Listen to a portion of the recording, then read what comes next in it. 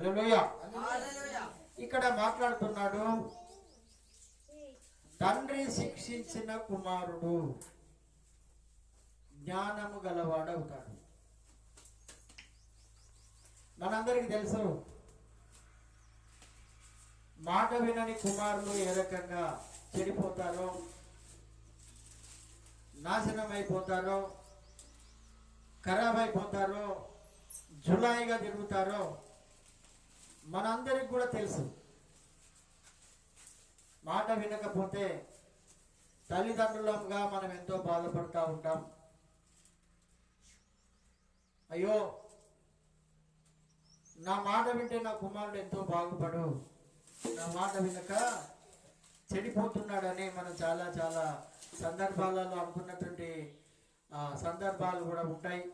అందుకే ఇక్కడ అంటున్నాడు, తండ్రి శిక్షించినటువంటి కుమారుడు. ఒక కుమారుణ్ణి తండ్రి ఏం చేయాలంటే శిక్షించాలి.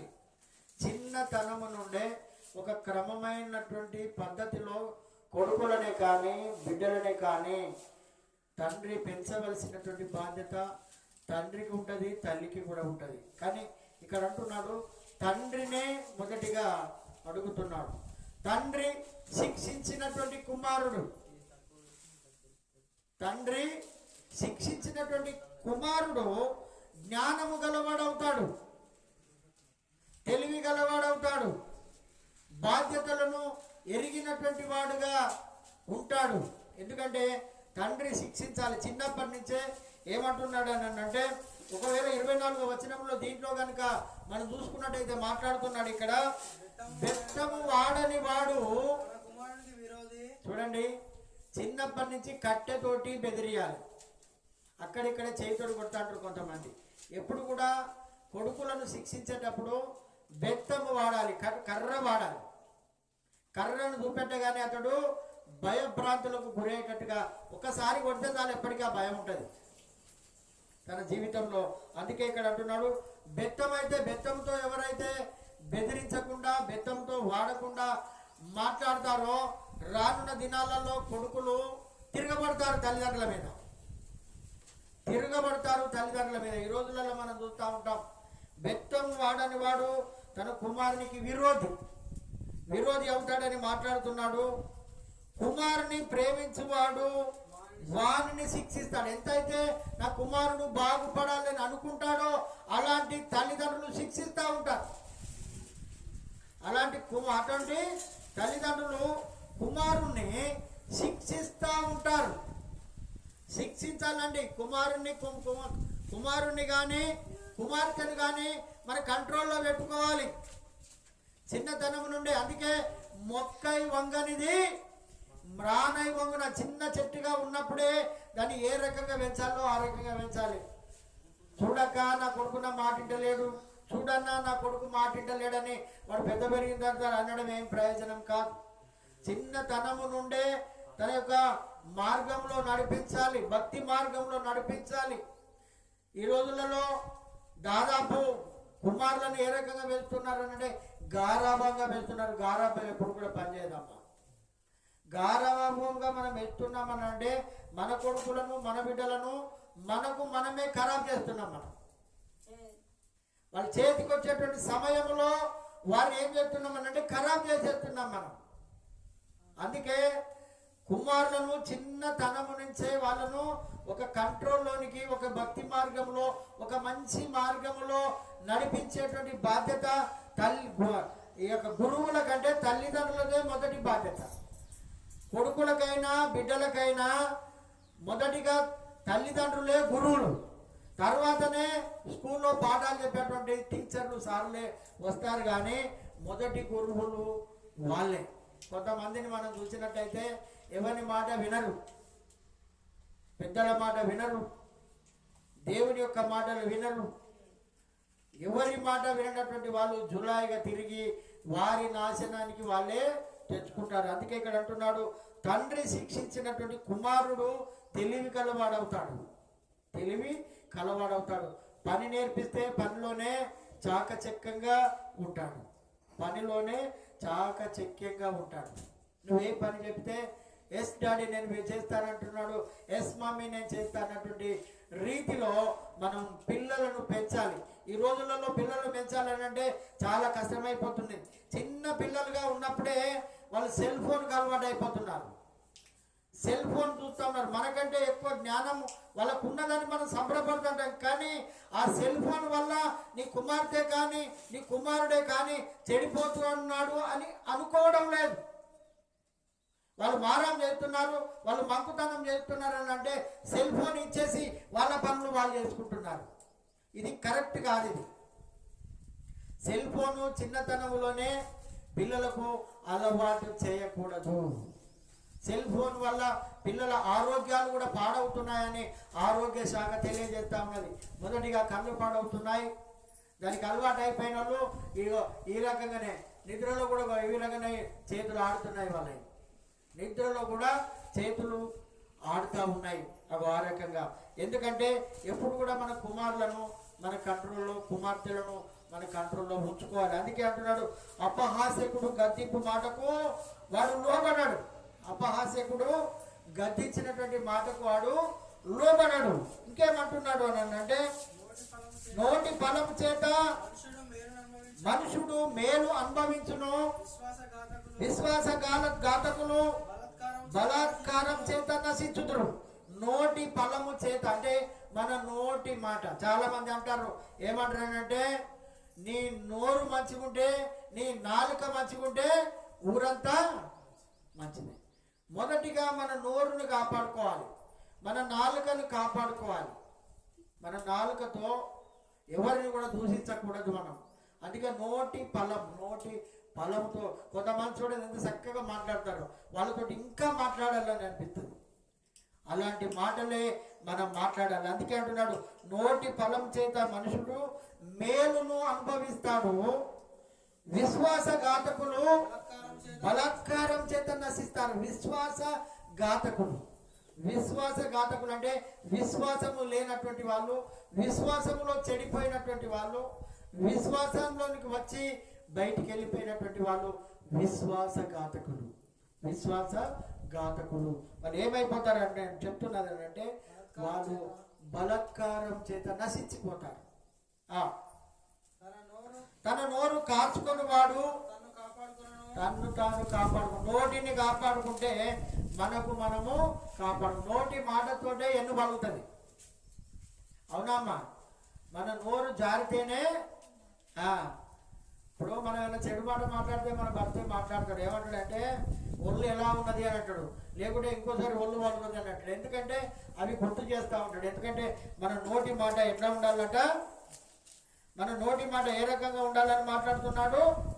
నోరు కాచుకోవాలి, నోటిని కాపాడుకోవాలి, నోటిని భద్రం చేసుకోవాలి. అందుకే నరము లేని నాలుక అంటాడు. లోపల ఏముంటుందమ్మా మన నోట్లో? నాలుక ఏం చేస్తుంది? అది ఏం చేస్తుంది? అంతేనా? 3 ఇళ్ళ గారెలు చేస్తుంది. అది నాలుక ఏం చేస్తుంది అమ్మా?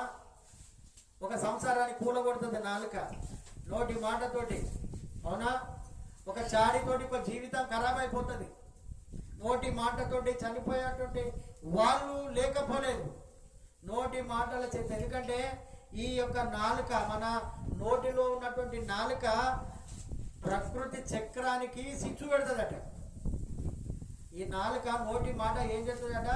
సిచ్చు పెడుతుందట. అందుకే మన నోటిని చాలా జాగ్రత్తగా వాడుకోవాలి. ఎటుపడితే అటు మాట్లాడడానికి వీలు లేదు, మనం ఇష్టం వచ్చినట్టు మాట్లాడడానికి వీలు లేదు. అందుకే ఇక్కడ అంటున్నాడు, తన నోరు కాచుకొని వాడు తను తాను కాపాడుకుంటాడు. ఎక్కడి పోయినా మన నోరు కనుక భద్రంగా ఉంటే మనం ఎక్కడి పోయినా కాపాడబడతాము. ఇంకేమంటున్నాడు? ఊరు కొనక మాట్లాడువాడు తనకు నాశనం చేసుకుంటాడు. కొంతమంది ఊకొని నేను ఎందుకు ఊకోవాలి, నేను ఏం తప్పు చేసినా, నేను ఏం పొరపాటు చేసినా, తప్పు వీళ్ళలో ఉన్నా కానీ వాళ్ళు రెచ్చిపోయి మాట్లాడితే పెద్ద తలకాయలు పలగని కూడా ఆస్కారం ఉంటుంది. అలాంటి తలకాయలు పలగొట్టుకున్న వాళ్ళు, పోలీస్ కేసులు అయినటువంటి వాళ్ళు, దవాఖానాలో అడ్మిట్ అయినటువంటి వాళ్ళు, తలలకు కుట్టుబడ్డటువంటి వాళ్ళు, కాలు రెక్కలు ఇరగొట్టినటువంటి వాళ్ళు, ఈ నోటి దురుసుతనంతో ఇవన్నీ జరిగినట్టుగా కూడా పరిశుద్ధ లేఖనాలు తెలియజేస్తున్నాయా? సోమరి ఆశపడును గాని వాని ప్రాణమునకేమీ దొరకదు. సోమరితనంగా మనం ఎప్పుడు కూడా ఉండకూడదమ్మా. ఎప్పుడు కూడా బైబిల్ హెచ్చరిస్తూ ఉంటుంది మనల్ని. సోమరితనము మన జీవితాలలో పని చేయకూడదు. 10 గంటలకు ఆరాధన అంటే 9 గంటలకే తయారు కావాలి. 10 గంటలకు చర్చి ఉన్నది అని అంటే 9 గంటలకే తయారు కావాలి. అక్కడ దేవుడు చూస్తాడు. నువ్వు వచ్చింది గామెను అడుగు, నేను ముందుకు వచ్చి కూర్చున్నా, గీనని అడుగు, లేకుంటే మా ఇంటి వాళ్ళని అడుగుడు కాదు. అక్కడ నువ్వు తయారవుతా అంటేనే నీ హృదయం ఎట్లున్నదో ఆయన చూస్తూ ఉంటాడు అక్కడ. ఇలాంటిది కాదు. ఇక్కడ ఏమంటాడంటే సోమరి ఆశపడతా అంటాడు. సోమరి వానికి పని చేసే శాతగానుడు ఏం చెప్తాడు, మంచిగా తినాలని అనుకుంటాడు, కానీ వండుకొని కూడా శాతగాను. సోమరితనానికి వండుకొని కూడా చేత కాదు. ఒళ్ళు వచ్చి పని చేయరు. గడ గ్లాస్ ఉంటే ఎవరినైనా అందుకోమని చెప్తాడు, వాడు అందుకోడు. లేకుంటే అక్కడ ఏమైనా పని ఉంటే అది చేయిపో అని చెప్తాడు. సోమరి వాడు ఇతరులకు పని చెప్తాడు కానీ వాడు చేయడు. కానీ ఆశపడతాడు, మంచిగా తినాలి, మంచి వస్త్రాలు వేసుకోవాలి, మంచి. ఇప్పుడు నువ్వు పని చేయకుండా నీకు ఎక్కడ నుండి వస్తాయి ఇవన్నీ? ఏది కూడా రాదు కదా. అందుకే సోమరి వాని గురించి 6వ అధ్యాయంలో క్లుప్తంగా రాయించి పెట్టాడు. చూసుకుందాం ఒక మాట. సోమరి చీమల యుద్ధకు వెళ్ళమంటున్నాడు. సోమరి ఏం చేస్తుందమ్మా? సోమరి వాడు ఏం చేస్తాడు? చీమల యుద్ధకు వెళ్ళమంటున్నాడు. చీమలను చూసి మనం నేర్చుకోవాలంటున్నాడు. చీమలు కొన్ని మంచి పనులు చేస్తూ ఉంటాయి. చీమలు మంచి పని చేస్తా అంటే చూసిలా చీమలు ఎక్కడన్నా? చీమలు ఏం చేస్తాయి చూడండి. చీమల యుద్ధకు వెళ్ళుము, వాటి నడతలు కనిపెట్టి జ్ఞానం తెచ్చుకోవాలంటే మనం. హల్లెలూయా. వాటి నడతలు కనిపెట్టి జ్ఞానం తెచ్చుకోవాలి. చిన్న చీమైనా కానీ పెద్ద బియ్యం కింద ఎత్తుకొని పోతుంది, అది గుంజుకొని పోతుంది. అది 2 సార్లు జారిపోయినా 3వ సారి ఎత్తుకొని పోతుంది. అట్లా 10 సార్లు పైకెక్కి కింద పడ్డా కానీ మరలా తీసుకొని పోయేది పని చేస్తుంది. ఎందుకంటే మనిషి కష్టపడాలి. కష్టం చేయకుండా బట్టిగానే రావాలి అని అంటే ఏది కూడా రాదు. అందుకే చీమల దగ్గర పోయి నేర్చుకుంటున్నాడు దేవుడు. నువ్వు చీమలను చూసి నేర్చుకో. చీమలను చూసి నేర్చుకోము, వాటి నడతలు కనిపెట్టాలి. చీమలు చూడండి, చీమలకు రాజు ఉంటాడా, అధికారి ఉంటాడా, నాయకుడు ఉంటాడా? చూడండి ఎంత చక్కని లైన్లో వెళ్ళిపోతాయి. చూసిలా, మనకు బస్ ఎక్కే కాడ ఆత్రమే ఉంటుంది, ట్రైన్ ఎక్కే కాడ ఆత్రమే ఉంటుంది, ఇంకేదైనా పని చేసే కాడ ఆత్రమే ఉంటుంది. ఆత్రం అనేది తెలుసామా? తొందరపాటుతనం మనకు ఉంటుంది. అవి ఎంత లైన్తో వెళ్ళిపోతుందో అంత క్రమంగా ఉంటాయి. అందుకే చీమలు చూసి మనం నేర్చుకోవాలి. సోమరితనము ఎప్పుడు కూడా పని చేయదు. అందుకే ఇక్కడ అంటున్నాడు, వాటి నడతలు కనిపెట్టి జ్ఞానం తెచ్చుకోవాలట. కొన్నిసార్లు పొరపాటు జరుగుతుంది, ఆ పొరపాటును సమర్థించుకోవాలి మనం. చీమ ఆ రకంగానే చేస్తూ ఉంటుంది. ఇప్పుడు మానవులు ఏదైనా పని చేస్తా అంటే పక్కకున్న వాళ్ళు నవ్వుతాంటారు, కానీ అలా నవ్వకూడదు. చీమ 100 సార్లు కింద పడేసినా కానీ మరలా గింజను తీసుకొని పోయి దాని స్థావరంలో దాచుకుంటుందట. అది అంత కష్టపడాలి మనం, అంత కష్టపడాలి. ప్రార్థన జీవితం కూడా క్రైస్తవునికి అంత అవసరం ఉంటుంది. ఏదో చిన్నపాటి ప్రార్థన, ఏదో 5 నిమిషాల ప్రార్థన, ఏదో 2 నిమిషాల ప్రార్థన, ఇది ప్రార్థన జీవితం కూడా కాదమ్మా. నువ్వు ప్రార్థన చేయకపోయినా సోమరితనం నీలో ఉన్నది అని లెక్క ఇక్కడ. అందుకే ఇక్కడ చెప్తున్నాడు చీమల గురించి. 7వ వచనం, వాటికి న్యాయాధిపతి లేకున్నను, పై విచారణకర్త లేకున్నను, అధిపతి లేకున్నను, అవి వేసవి కాలమందు ఆహారం సిద్ధపరచుకుంటుంది. హల్లలో ఈ ఎండాకాలంలో ఆహారాన్ని సిద్ధపరచుకుంటుంది. ఏది మనం కదా వర్షాకాలంలో బియ్యం బత్తాలు కొనుక్కొని ఇంట్లో వేసుకున్నట్టుగా. సరే, వ్యవసాయదారులు అంటే వాళ్ళ మందం వాళ్ళు ఉంచుకున్నట్టుగా. ఎందుకంటే ముందటి జ్ఞానం. ఎందుకంటే నాకు తెలిసినప్పుడు కూడా కిలో బియ్యం కొనుక్కొచ్చుకొని తిన్నాం. అమ్మా, కిలో బియ్యం, అరకిలో బియ్యం, రూపాయి నూనె, 2 రూపాయల నూనె, సీసాలు పట్టుకొని పోయేది. అంతేనా? ఉప్పు కొనుక్కొచ్చుకునేది, కారం మాత్రం ఇట్లా నూరుకునేది, మిరపకాయలు కొనుక్కొచ్చుకునేది, పసుపు కొనుక్కొచ్చుకునేది. ఇవన్నీ నేను చేసినా చిన్నప్పుడు. పసుపు నూరిన, అల్లం వెల్లిగడ్డ నూరిన, కారపొడి నూరిన, చేయి మడుకంటే చెంబులో నీళ్లు పోసుకొని ఇట్లా పెట్టుకొని పడుకున్నా నేను నా చిన్నతనంలో. ఇవన్నీ చేసేది. ఎందుకంటే చురుకుగా ఉండాలి. ఇక్కడ అందుకే చెప్తున్నాడు ఏంటంట, వేసవి కాలమందు ఆహారము సిద్ధపరచుకోవాలి. ఆహారము సిద్ధపరచుకోవాలి. రేపటి గురించి ఆలోచించాలి. హల్లెలూయ. రేపటి గురించి ఆలోచించుకోవాలి. నువ్వు చేసేటువంటి ప్రతి పనిలో సీమలు ఏం చేస్తాయి, ఇప్పుడు ఎండాకాలం రోజు నువ్వు ఎక్కడ ఒక బండ లేబట్టి చూడండి, దాని కింద అన్ని చీమలు అన్ని బియ్యము నూకలు ఉంటాయి. అక్కడ చూసి లేపడన్నా ఏముంటాయి వాటి కింద, అంతవరదాకా బయటికి కనపడవు. వాటి చుట్టూ కొన్ని రక్షక సీమలు ఉంటాయి, పోలీసులు తిరిగినట్టు తిరుగుతూ ఉంటాయి, కొన్ని కావలి కాస్తా ఉంటాయి, ఎవరైనా వస్తాలా ఏందని అవన్నీ చేస్తాం. మీరు తెలియదు ఉంటాయి అక్కడ. అవి వచ్చినప్పుడు ఎవరైనా వచ్చి అక్కడికి వస్తున్నారంటే అలర్ట్ అయిపోతా ఉంటాయి. అక్కడ ఏది మిలిటరీ వాళ్ళు పోలీస్ వాళ్ళు కదా, ఎక్కడ ఏమైనా జరిగితే టక్కటక్కడికి వెళ్ళిపోయినట్టుగా అవి కూడా అట్లా ఉంటాయి. కానీ మనుషులు అట్లా ఉండాలని చెప్తున్నాడు. ఇక్కడ చెప్తున్నాడు, వేసవి కాలమందు ఆహారము సిద్ధపరచుకొనును, కోతకాలమందు ధాన్యము కూర్చుకొనును. కోతకాలమందు ఇప్పుడు మనం వరిచేళ్ళలో మనం చూస్తాం, గొలుసులన్నీ ఎత్తుకపోయి కూడా అవి ఎలుకలు అవి అన్నీ కూడా వాటిలో పెట్టుకుంటాయి. అవి కొన్ని రోజుల కింద ఆ ఎలుకలు తవ్వుకొని గొలుసులు ఎత్తుకపోయిన వాళ్ళు కూడా చూసినాం మేము. ఇప్పుడు ఎవరు లేరు, ఇక ఎవరు వస్తలేరు, ధాన్యం ఎవరికి అవసరం లేదు. అందుకే ఇక్కడ చెప్తున్నాడు, సోమరి ఎందాక నువ్వు పండుకొని ఉండువు. ఎప్పుడు నీకు సోమరుడట లేటుగా లేస్తాడట. 9 అయితే కాళ్ళకి ఎండ వచ్చేంత వరదాకా పండుకునేటువంటి వాళ్ళు సోమరి వాడు దరిద్రుడైతాడని బైబిల్ చెప్తా ఉన్నది. అమ్మ చాలా జాగ్రత్తగా ఉండండి. మన కుటుంబంలో దరిద్రత ఏర్పడుతూ ఉన్నది అంటే సోమరితనం. ఎప్పుడు కూడా క్రైస్తవుడు చెప్పేది అది, వేరే వాళ్ళ గురించి చెప్పడం లేదు. క్రైస్తవుడు ప్రొద్దుగాలే లేవాలి, ప్రార్థన చేయాలి, వాక్యం చదవాలి. అందుకే ఇక్కడ చెప్తున్నాడు, ఇక్కడ సోమరి ఎందాక నువ్వు పండుకొని ఉంటావు, ఎప్పుడు నిద్ర లేస్తావు. ఏమంటాడు, లేపుతా అంటే ఇంకా కొంచెంసేపు పండుకుంటా, వల్ల లేపము ఏడ్చినట్టే చేస్తా అంటాడు, లేకుంటే బాధపడ్డాడు కోపం అని నటిస్తూ ఉంటారు. అక్కడ లేపుతా ఉంటే ఏం చేస్తారు, ఇంకా కొంచెంసేపు పండుకుంటారు, ఇంకా కొంచెంసేపు పండుకొని మమ్మీ, ఇంకా కొంచెంసేపు పండుకొని డాడీ. వాడు చూసేది రాత్రి 12 గంటల దాకా సెల్ ఫోన్లు చూస్తాడు. వాడు ఓసారి 2 అవుతుంది 3 అవుతుంది, నువ్వు ఎన్నిసార్లు ఇంకా పడుకోలేరా, పడుకుంటా అంటాడు. అలా తెల్లారు లేవమంటే లేవరు. వాళ్ళకి అలాంటి క్రమం మనం నేర్పించకూడదు. అందుకే సోమని అంటే ఇంకా కొంచెం నిద్ర అని, కొంచెం కునికిదనని, కొంచెం చేతులు ముడుచుకొని పరి ఉండదనని వాడు అనుకుంటాడు. కొంతసేపు పండుకుంటా అని ముడుచుకొని పండుకుంటాడు, ఇంకా దగ్గర ముడుచుకొని పండుకుంటాడు, దగ్గర ముడుచుకొని పండుకుంటాడు. వాడు సోమరుడు, వాడు దరిద్రుడు అవుతాడు.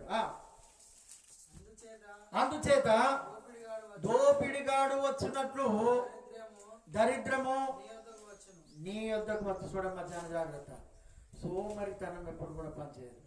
సోమరితనం అంటే ఏదో సోమరి వాళ్ళ గురించే కాదు, మనం కూడా కొన్నిసార్లు సోమరి పనులు చేస్తూ ఉంటాం. మనం సోమరి పనులు టైంకు పోవాలంటే మనమే లేట్ చేస్తాం. ఇక్కడ ముందుగా తయారైన వాళ్ళని తిడతా అంటాం. మనం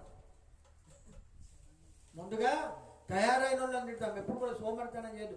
అందరూ ముందుగా తయారు కానికే ప్రయత్నం చేయాలి. అందుకే ఇక్కడ ఏమంటున్నాడు అంటే, సోమరితనం చేస్తేనట దోపిడిగాడు వచ్చినట్లు దరిద్రము మన దగ్గరకు వస్తుందంట. దోపిడిగాడు అంటే దొంగ, వాడు ఎప్పుడొస్తుందో మనకు తెలియదు. దరిద్రం ఎప్పుడొస్తుందో మనకు తెలియదు. మనం అంటాం చేతిలో ₹1 లేకుండా అయిపోయిందంట. చేతిలో ₹1 లేకుండా అంటే ఇది ఎక్కడ నుండి వస్తుందని అంటే వాడు ఎత్తుకొని వెళ్ళిపోతాడు. వాడు నువ్వు పని చేసుకుంటే పైసలు వస్తాయి, పని చేయకపోతే పైసలు ఎక్కడ వస్తాయండి చెప్పండి.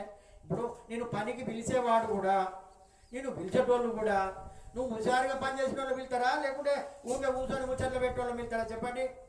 మీరు కూడా వ్యవసాయం చేసిన వాళ్ళే కదా, పని చేసిన వాళ్ళనే పిలుతారు. పని చేయని వాళ్ళను ఆయన వద్దు ముచ్చట్లు పెడతారు. వాళ్ళు ఏదో ఒకటి తప్పించుకుంటారు, సాకులు చెప్తుంటారు. కానీ వాళ్ళు చూడండి దరిద్రులు అవుతారు. ఇది నా మాట కాదు, ఇది బైబిల్ చెప్తున్నది. అందుకే ఏమంటాడట, దోపిడిగాడు, దోపిడి చేసుకుంటారు. దొంగలు ఎట్లొస్తారు, ఆ రకంగా వస్తుంది అట దరిద్రం మనకి, ఆ రకంగా దరిద్రం వస్తుంది. ఆయుధదారుడు వచ్చినట్లు లేమి నీ యొద్దకు. ఆయుధదారుడు అంటే ఇప్పుడు వాడు గన్ను పట్టుకొని వచ్చిందంటే మనం అందరం భయపడతాం. ఖబర్దారు అందరు ఇవ్వాలి కూడా గదిలో చక్కగా నిలబడాలంటే చక్కగా నిలబడి. మీ దగ్గర ఏమున్నదో ఏమంటే ఇచ్చిపోతారు. ఏమున్నది ఇక్కడ ఇంతమంది ఉంటే ఏమున్నది? మన దగ్గర గన్ను ఉన్నది, మన దగ్గర ఏమున్నది? గన్ను ఉన్నది, కత్తి ఉన్నది. అగో దరిద్రం కూడా అట్లా వస్తుందట. దరిద్రం కూడా మన పనులను బట్టే వస్తుంది, సోమరితనం బట్టే వస్తుంది. సోమరితనం, సోమరి గురించి బైబిల్లో వ్రాయబడినది. ఈ సోమరి వాని గురించి ఇక్కడ అంటే అందుకే అంటున్నాడు ఇక్కడ, ఆయుధదారుడు వచ్చినట్లు లేమి నీ యొద్దకు వచ్చును అని అంటున్నాడు. ఇంకొక మాటలో ఇదే సోమరి వాని గురించి మనం మాట్లాడుకుందాం. ఈ సోమరి వాని గురించి మనం మాట్లాడుకుందాం. ఇప్పుడు ఇంతకుముందు మనం ఏమన్నాం? సోమరి ఆశపడతాడు కానీ వానికి ఏం దొరకదు. తిందామని అనుకుంటాడు, వాడిని నా పని చేయలేదు, వానికి ఎక్కడ ఉంటుందండి? రాదు. ఆశ పడడం మానవ సహజం, కానీ నువ్వు ఎప్పుడు కూడా సోమరితనం చేస్తే నీకు ఏమి కూడా మిగులదు. అందుకే సోమరి వాని గురించి బైబిల్ గ్రంథంలో చాలా మాటలు ఉన్నాయి. అందుకే ఇంకొక మాట మనం చూసుకుందాం. 15వ అధ్యాయం, ఇది దీంట్లోనే 15వ అధ్యాయము 19వ వచనం. సోమరి మార్గము ముళ్ళ కంచె. సోమరి యొక్క మార్గం ఎలాంటిది అంటే ముళ్ళ కంచె. ముళ్ళ కంచె. వాని ఇంటికి పోయినా కానీ వాడు ఏం చెప్తాడు? పడుకొనే ఉంటాడు. ఇంకా పండుగ లేవలేదు అంటే ఇంకా లేవలేదు నేను వస్తపా అంటాడు, వాడు రాడు. ముళ్ళ కంచె. ముళ్ళ కంచె అంటే బాటల ముళ్ళు ఉంటే ఎట్లా ఉంటుందో సోమరి వాని కూడా గుణగణాలు కూడా అంతే ఉంటాయట. సోమరి వాని గుణగణాలు ముళ్ళ కంచె. ముళ్ళ కంచె అంటే ఎనిగేసి ఉంటుంది కదా, మా ఎనుగు దాటగలుగుతాం మనం, అట్లా తిరిగిపోవాలి. సోమరుడు కూడా అలాంటి వాడు. సోమరుని గురించి కూడా బైబిల్ చాలా మాటలు మాట్లాడుతూ ఉంటుంది. ఇంకొక మాట మనం చూసుకుందాం సోమరి వాని గురించి. ఇంకొక మాట,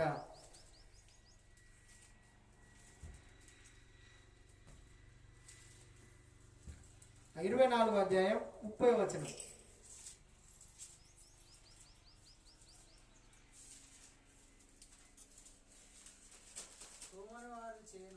సోమరి వాని చేను నేను దాటి రాగా, తెలివి లేని వాని ద్రాక్ష తోట నేను దాటి రాగా, ఇదిగో దాని అందంతటా ముళ్ళ తొప్పలు బలిసి ఉండెను, దూలగొండ్లు దాన్ని కప్పి ఉండెను. చాలు. ఇక్కడ అంటున్నాడు సోమరి వాని చేను. సోమరి వాని చేను ఎప్పుడైనా చూసిందా అమ్మ? అంత కలిపే ఉంటుంది వారి వ్యవసాయంలో, అంత కలిపే ఉంటుంది. యాకోబు నేను పోయేటప్పుడు మాట్లాడుకుంటాను. సోమరి వాడు ఏం చెప్తాడు ఎరికైనా? అందరూ నాట్లు వేసినాక వాడు వెనక సీరెత్తాడు. వాడు వెనక సీరెత్తాడు, ముందుకు వేయడు సోమరి వాడు. అంటే వాని లేకనా అంటే వాని పంటనమే కంటాయి. ఇక ఒక్క దగ్గర సోమరితనం కనపడదంటే ప్రతి చోట కూడా ఆ రకంగానే కనపడతా ఉంటాడు. ఇగురం తప్ప నీ భాషలో ఇగురం తక్కువడు. ఏ చేత బాటి ఏ పోత వాళ్ళ భార్య అట్లే ఉంటుంది, వాళ్ళ భర్త అట్లే ఉంటాడు. మళ్ళీ చేద్దాం ఏదైనా ఏముంటాడు, నేను చేద్దాం అనుకునే వరకు గీయాల్లో అయిందంటాడు. మళ్ళా చేద్దామని అనుకున్న వరకే గీయాల్లో అయిందట. మేము ఒక్కొక్కరు పొలం చూసుకుంటూ పోతుంటాం. మేము బండిలో పోయేటప్పుడు ఒక్కొక్కరి అన్ని చుట్టూ ఒరుగు పోతుడైతే ఇది ఈయనది మధ్యలో ఉంటుంది, ఇది దొరది అట్లే పచ్చగా ఉంటుంది. ఇంకొకటి కొయ్యరాదు, మళ్ళీ దాన్ని చేయబట్టి వాడు నష్టపోవాలి. ఈ సోమరితో చాలా కష్టాలు ఉంటాయి మనకు.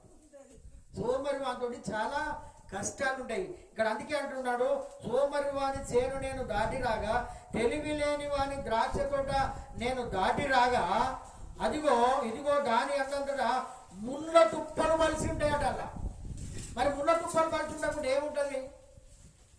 ఎప్పటికప్పుడు సాగు చేసుకుంటే నీట్గా ఉంటుంది. అవునా కదా? ఎప్పటికప్పుడు చేసుకుంటే నీట్గా ఉంటుంది. కానీ వారి దాంట్లో ముళ్ళ తుప్పలు మలిసి ఉంటాయట. ముళ్ళ తుప్పలు. ఇంకేంటిది? జిల్లెడు చెట్లు మొలుతా ఉంటాయి, పనికి రాని చెట్లన్నీ మొలుతా ఉంటాయి అలా. అగో సోమరి వాని దాంట్లో కట్టుంటుంది. అదే పనిగాల్లో చూడు, ఎప్పుడు చూసినా నీట్గానే ఉంటుంది, అది ఎప్పుడు చూసినా బాగానే ఉంటుంది. అది వ్యవసాయ కాలం కానీ అది వ్యవసాయం లేని కాలమైనా కానీ ఒకవేళ ఏమైనా చెత్త చెదారం ఉంటే తెల్లారో మర్నాడు పోయి మళ్ళీ దాన్ని కాలబెట్టడమా లేకపోతే ఒక పక్కకు వేయడమా చేసుకోవడం. ఇక నేను చేసుకుంటా అంటే ఇక అది అట్లనే ఉంటుంది. అందుకే సోమరి వాని చేనులు ఇట్లా ఉంటాయని మాట్లాడుతున్నాడు. ఇదిగో దాని అందంతటా ముళ్ళ తుప్పలు బలిసి ఉండను, దూలగొన్ను దాన్ని కప్పి ఉండెను, దూలగొండ్ల చెట్లు కూడా అన్ని కప్పి ఉండెను అని మాట్లాడుతున్నాడు. నేను దాన్ని చూసి యోచన చేసుకుంటుని, దాన్ని కనిపెట్టి బుద్ధి తెచ్చుకుంటుని, ఇంకా కొంచెం నిద్ర, ఇంకా కొంచెం కొనుకుపాటు పరుండకై, ఇంకా కొంచెము చేతులు ముడుచుకొనుట, వీటి వలన నీకు దరిద్రత పని వస్తుంది. కొంతమంది చర్చికి రమ్మన్నా ఆరాధన స్టార్టింగ్ ప్రార్థనకు రాదు, చర్చ అంతా అయిపోయినా కొత్తారు. కొంతమంది చేయి పెట్టించుకొని పోతారు లాస్ట్ ప్రార్థన. అక్కడ వాక్యం అవుతుంది, వాక్యం అయిపోయి పాటలు అయిపోయి లేకుంటే ఇదంతా కానీ లాస్ట్కి చేయి పెట్టి ప్రార్థన చేసుకుంటే చాలు, ఒక అమ్మకు నిమ్మలం అవుతుంది. తప్పు ముచ్చట మొదటి నుండే ఉండాలి. హలోయ, మీరు అందరు సినిమాలు ఎప్పుడైనా చూసిన వాళ్ళే కదా అమ్మ.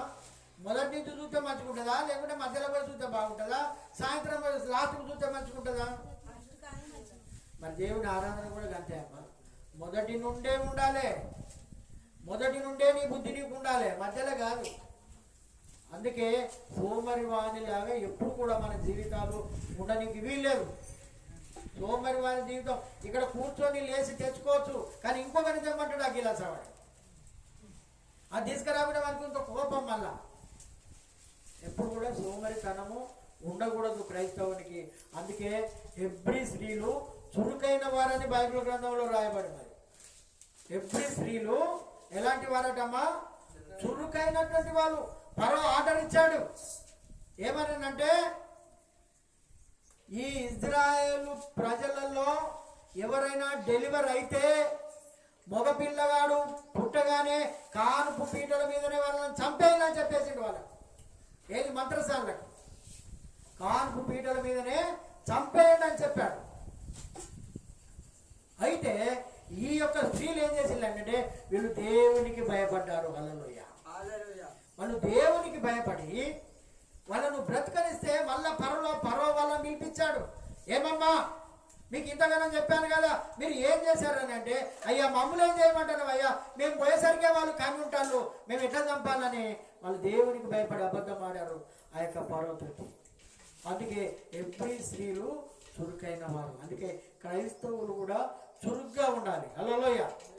విశ్వాసులు అందరూ చురుగ్గా ఉండాలి. యేసు ప్రభు చనిపోయిన తర్వాత 3వ దినాన తెల్లవారి స్త్రీలందరూ ఆదివారము తెల్లవారుగానే అత్తరు బుడ్లన్నీ పట్టుకొని ఆయనకు ఊద్దామని ఆ సమాధి దగ్గరికి వెళ్ళారు. తెల్లవారక ముందే వెళ్ళిపోయారు. అట్లా ఉండాలి. పెళ్లి కుమారుడు వస్తున్నాడు ఓ అనగానే 10 మంది బయలు, 10 మంది నిద్రపోయింది. వాళ్ళు చురుకైన వాళ్ళు. ఈ 5గురు మళ్ళీ వెనకపోయిండు, అయ్యా తలుపుది అయ్యా మేము కూడా వీళ్ళతోనే ఉన్నామయ్యా, వీళ్ళని అడుగుండి అంటే మీరు ఎవ్వరో నా తెలియదు, మీ ముఖమే నా తెలియదు పో అన్నాడు ఆయన. రేపు పరలోక రాజ్యంలో జరిగేది ఇదే. మనకు వెనుక తట్టు ఎప్పుడు కూడా చేయొద్దు. దేవుని విషయాలే కానీ బయటి విషయాలనే కానీ వెనుక తట్టు చేసావా, వెనుకబడిపోయావా, నీ జీవితమే నీ కుటుంబమే వెనుకబడిపోతుంది. అందుకే సోమరితనంగా ఎప్పుడు కూడా చేయకూడదు. కొంతమందిని చూడండి, తెల్లవారు లేచే వరకు పనులన్నీ చక్క పెట్టుకొని ఉంటారు. వాళ్ళు అక్క పని అయిందంటే ఎప్పుడో అయిపోయింది, ఇంకా నాకు పని అంతా అట్లే ఉన్నది, ఇంకా ఇంకేం చేయలేదు అంటారు కొంతమంది. వాళ్ళు సోమరులు. వాళ్ళు కొంతమంది నీట్గా చేసుకుంటారు. వాళ్ళు ఇంటికి పోగానే ఎంత మంచిగా ఉన్నది ఇల్లు అని అనుకుంటారు. కొంతమంది చూడగానే ఎక్కడున్న పెంట ఎక్కడున్న పాసి అక్కడే ఉంటుంది. సోమరితనంగా ఎవరు కూడా ఉండకూడదు. మనం దేవుని బిడ్డలం కనుక దేవుని మనం అక్కడ చూపించాలి. మన ఇంట్లో కూడా దేవుని చూపించాలి, మన ఒంట్లో కూడా దేవుని చూపించాలి, మనం ఎక్కడ వెళ్ళినా దేవుణ్ణి చూపించాలి. అందుకే మాట్లాడుతున్నాడు సోమరి వాని గురించి కొన్ని మాటలు మనకు ఇక్కడ తెలియజేస్తున్నాడు. ఇంకొక మాట మనం చూసుకుందాం. 8వ వచనం.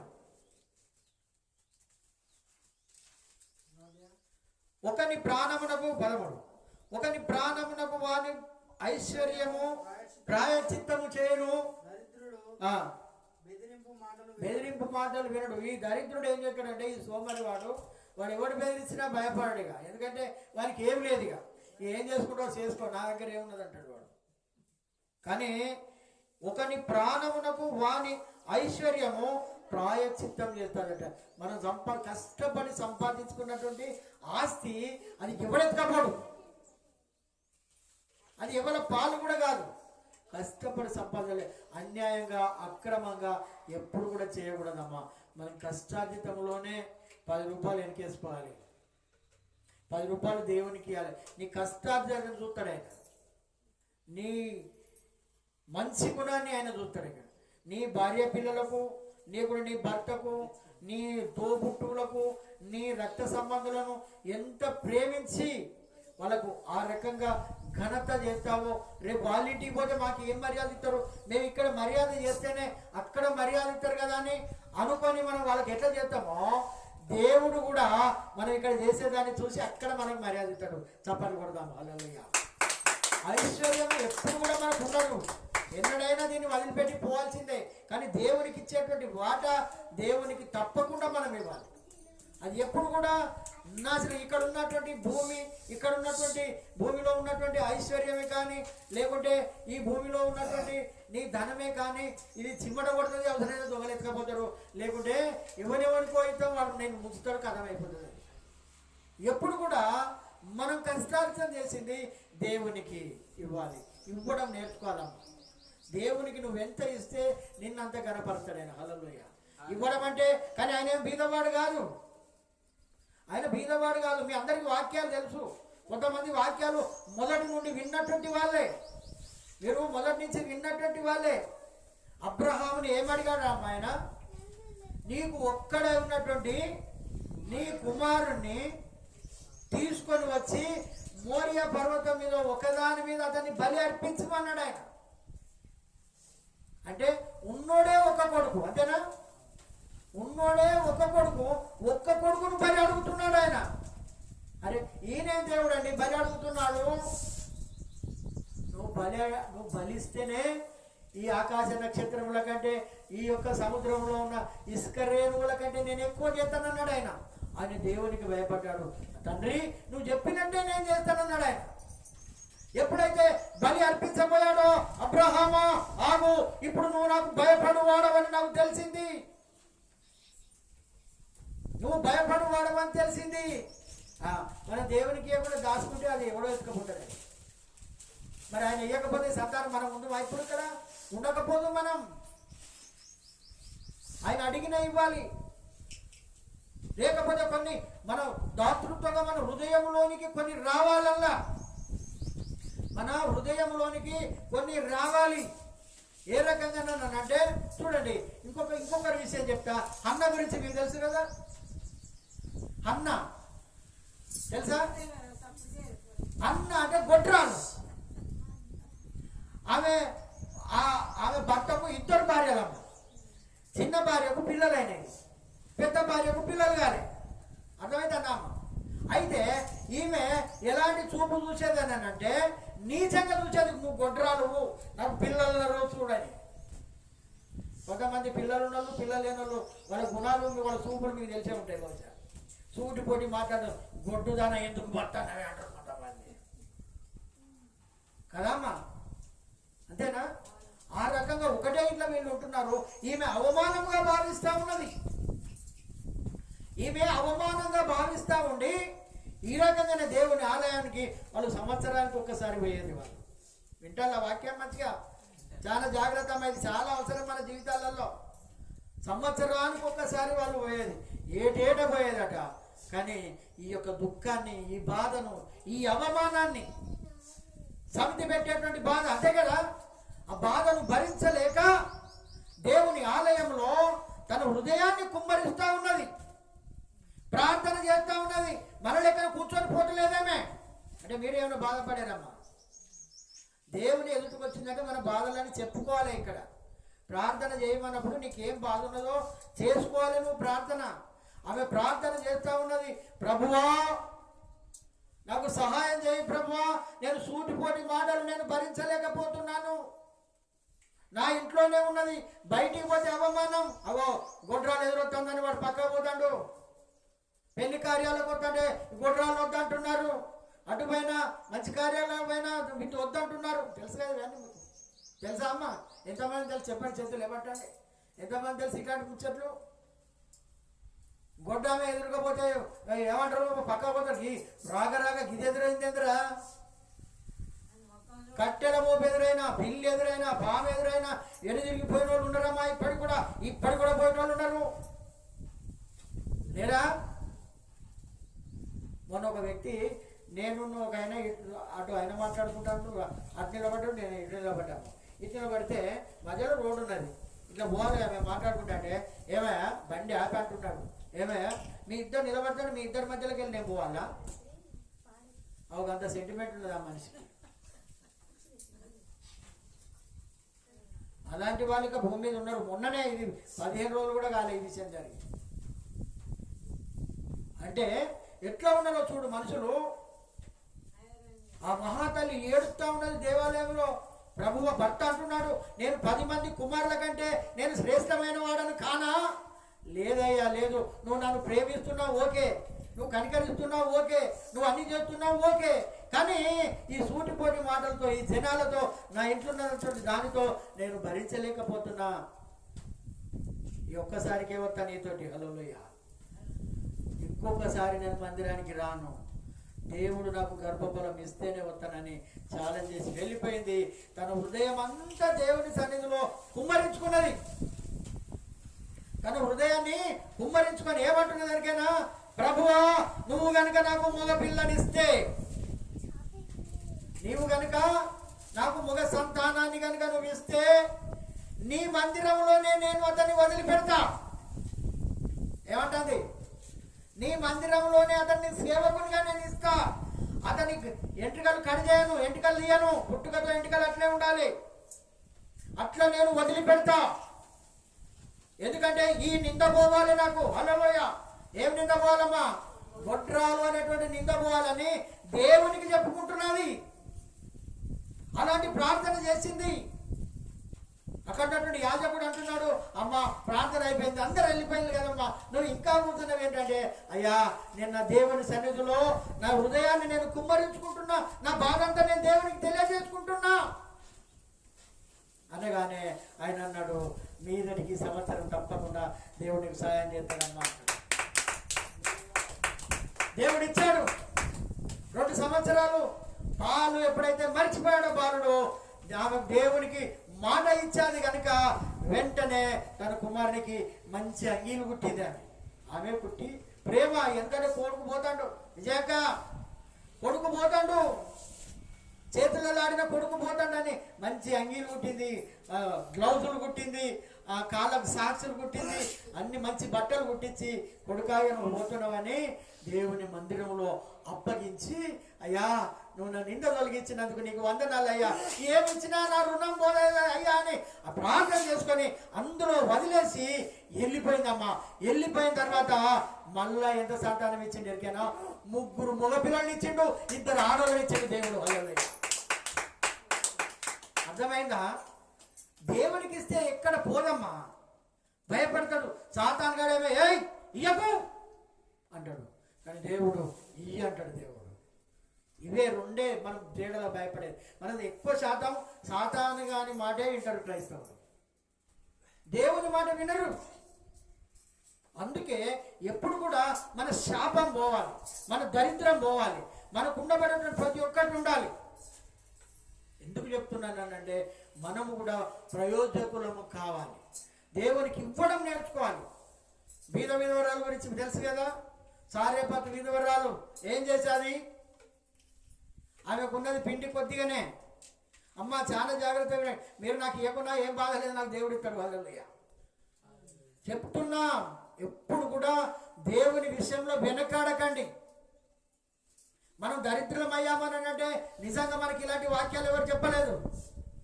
మన చేతుల మైల పోయిందని అనుకుంటాం, ఏదో అనవసరంగా పోగొట్టుకొని. కానీ దేవునికి ఇస్తే నిన్ను రెట్టింపు దీవెనలు ఇస్తాడు ఆయన, రెట్టింపు దీవెనలు ఇస్తాడు. దాచుకున్నావు అనుకో, నీ రోగం కూడా పోదు, నీ కష్టం కూడా పోదు, నీ ఇరుకులు కూడా పోవు, నీ ఇబ్బందులు కూడా పోవు. సారేపతు విధవరాలు దగ్గరికి దేవుడు పంపించాడమ్మా, ఒక ప్రవక్తను పంపించాడు ఆయన ఆమె దగ్గరికి.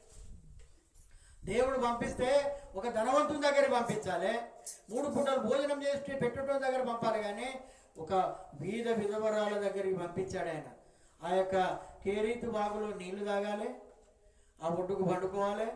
రోజు సాయంత్రం పొద్దుగాల ఒక రొట్టె, ఒక ముక్క మాంసం ముక్కను కాకి తీసుకొని వస్తే తింటాడు, ఆ నీళ్లు తాగుతాడు, ఆ చెట్టు నీడకు పండుకుంటా ఉంటే ఆ నీళ్ళు అయిపోయినాయి, కాకి రొట్టె తెచ్చుడు కూడా బంద్ అయిపోయింది. అర్థమవుతుందా అమ్మ?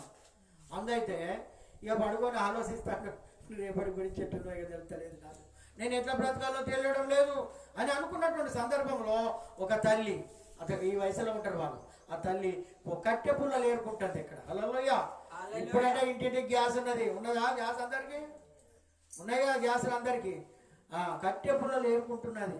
అమ్మా కొద్దిగా దాహానికి కొద్దిగా నీళ్ళు ఇయ్యమ్మా అన్నాడు. అంటానా అమ్మ? సరే ఇస్తానయ్యా అనుకుంటా ఆ దాహానికి నీళ్ళు తీసుకురాకపోతుంటే, అమ్మా అదే చేతో ఒక్క అప్పం తీసుకొని రా అమ్మ అన్నాడు. ఒక్క అప్పం తీసుకొని రమ్మన్నాడు. అప్పం తీసుకొని రమ్మంటే ఆమె అంటుంది, అయ్యా ఉన్నదే బుడ్డిలో కొద్దిగా నూనె ఉన్నది, తొట్టిలో కొద్దిగా పిండి ఉన్నది. ఈ పిండి రొట్టెలు చేసుకుంటే నాకు నా కొడుకు ఇద్దరికే అవుతుంది, ఈ పూట తిని మేము చనిపోతాం ఇక, అందులోకెళ్ళి నువ్వు ఏమంటున్నావా అని అనలేదాన్ని.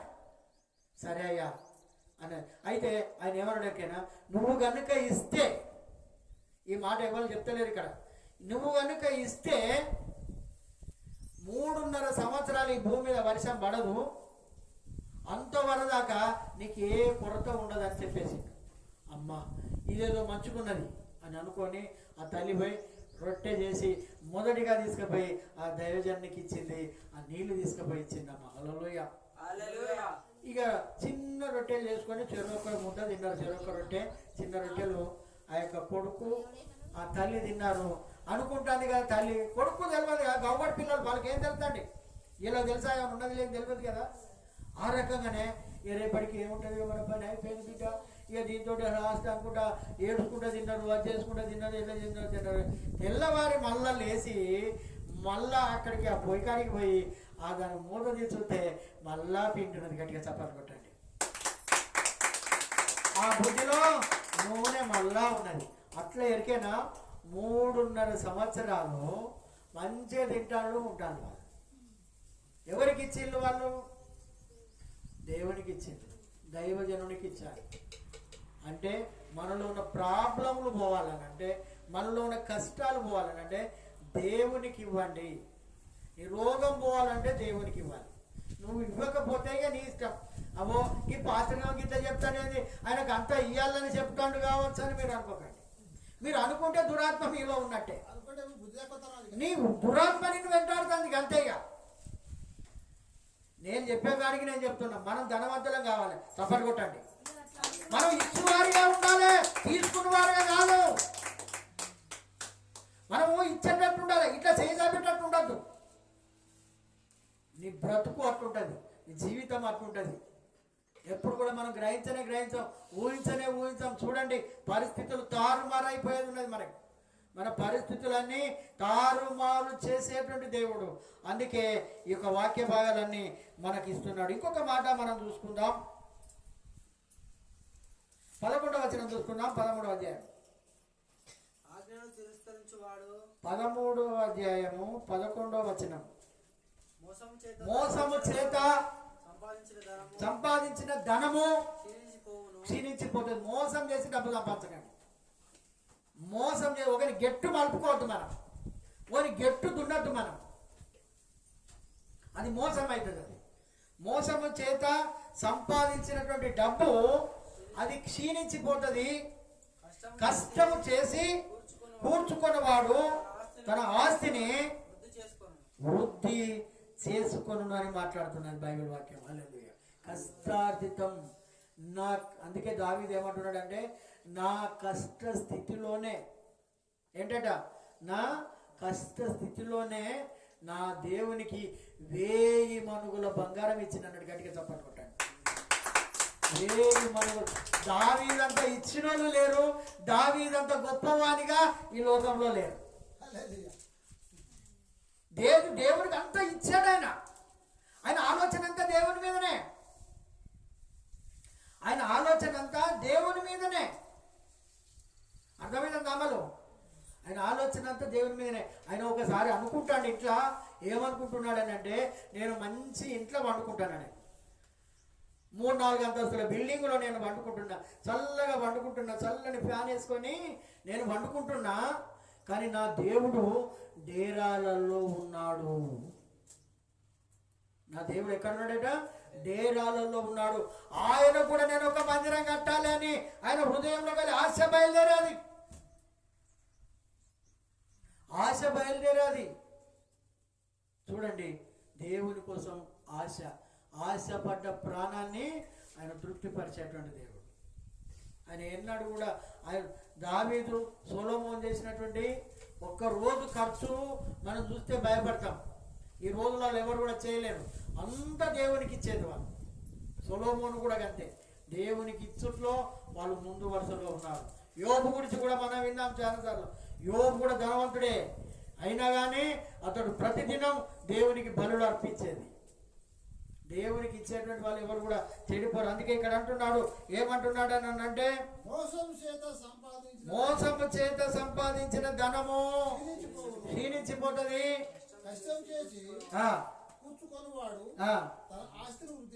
హల్లెలూయా.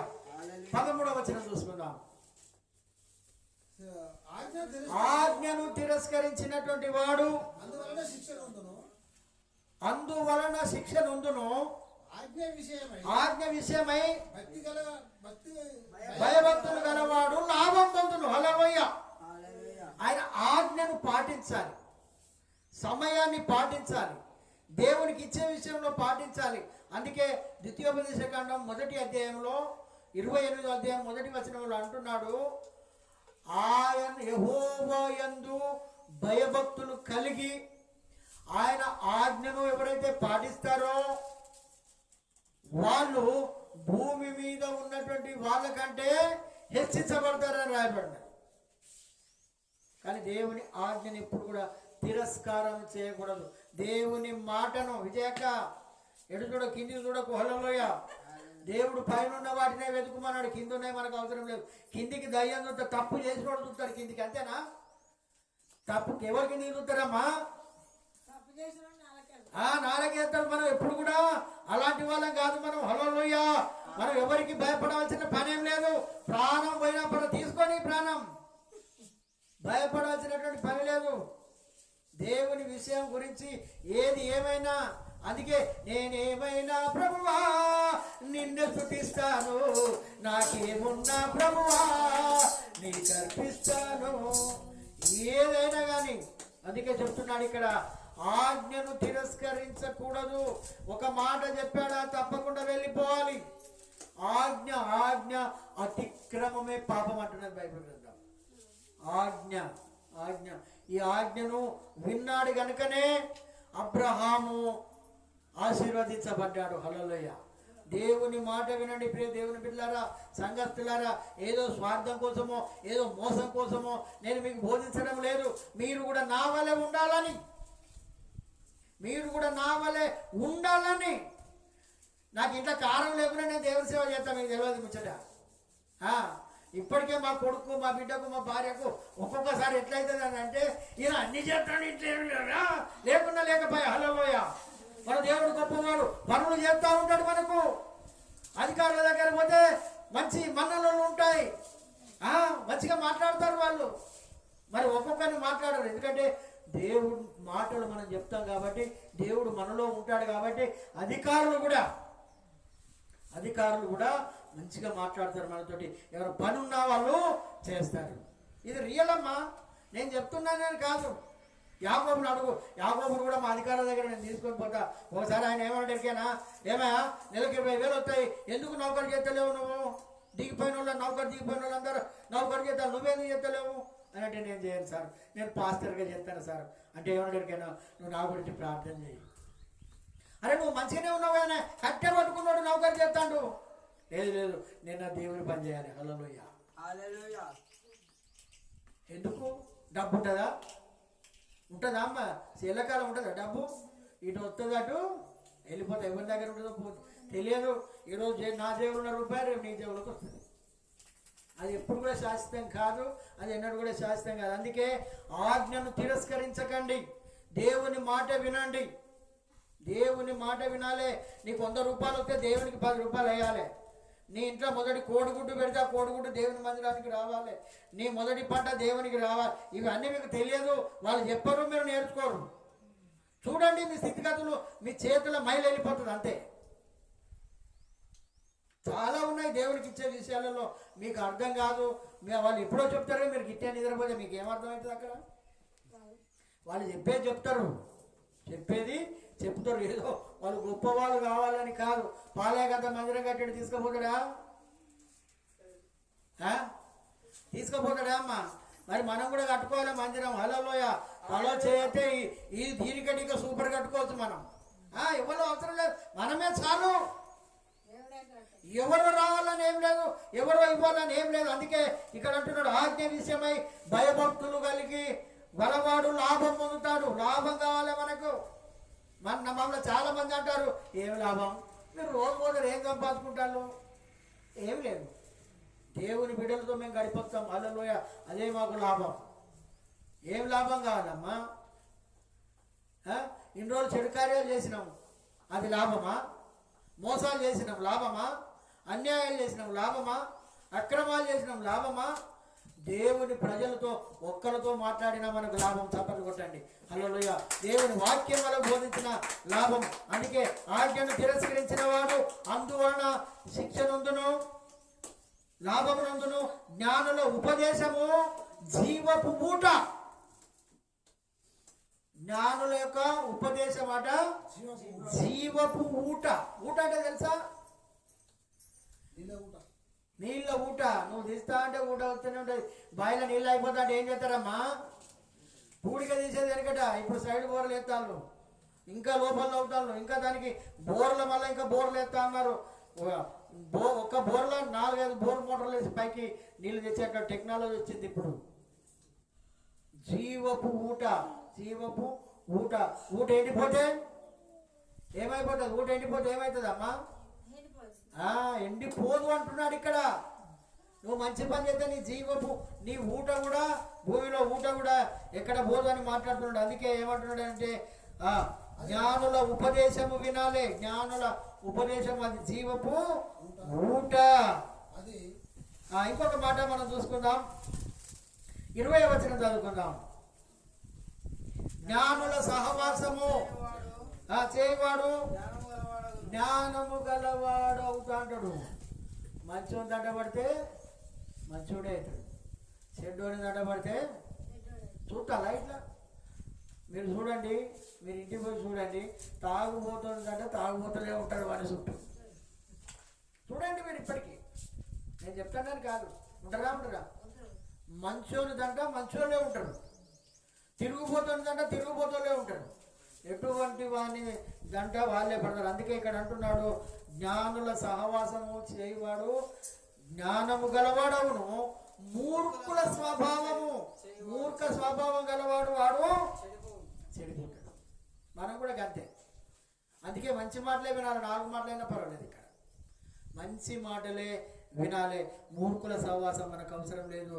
అందుకే వాడు ఏమైపోతాడు అంటున్నాడు, సహవాసం చేయవాడు చెడిపోతాడు. నేను ఒకటి చెప్పనమ్మా, దేవుని నమ్ముకున్నవాడు ఎవరు కూడా చెడిపోలేదు ఇప్పటివరకు. చప్పట్లు కొట్టండి. బైబిల్ గ్రంథాన్ని పాటించిన వారు ఎవరు కూడా చెడిపోలేదు.